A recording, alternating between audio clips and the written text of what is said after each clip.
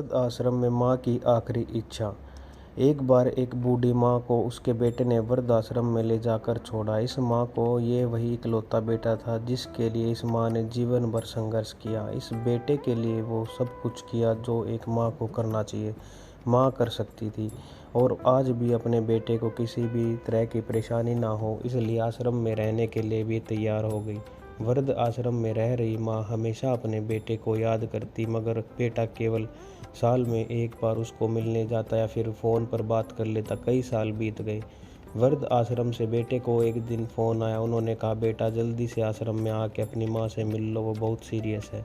बेटा जब अपनी बीमार माँ के पास पहुंचा तब वह अपनी आखिरी सांसें गिन रही थी। बेटे ने अपनी माँ से उसकी आखिरी इच्छा पूछते हुए कहा, माँ मैं तुम्हारे लिए क्या कर सकता हूँ, बताओ। बेटे ने अपनी माँ की सारी बात सुनी और अपनी माँ से पूछा, आपने इतने साल यहाँ पर निकाल दिए पर आपने कभी भी यह बातें मुझे नहीं की, और अब जब आपके पास टाइम नहीं बचा तब आप यह सब कह रही हैं, ऐसा क्यों? माँ ने बेटे को जवाब देते हुए कहा, बेटा मैंने गर्मी भूख पीड़ा सहन कर ली, लेकिन मुझे पता है जब तेरे बच्चे तुझे यहाँ पर छोड़ कर जाएंगे तब तू यह सब सहन नहीं कर पाएगा। इसलिए तेरी सुविधा के लिए मैं तुझे यह सब लगाने के लिए कह रही हूँ। दोस्तों, माँ के ये आखिरी लाइन किसी भी बेटा या बेटी को आंखें खोलने के लिए सक्षम है। इतिहास हमेशा अपने आप को दोहराता है।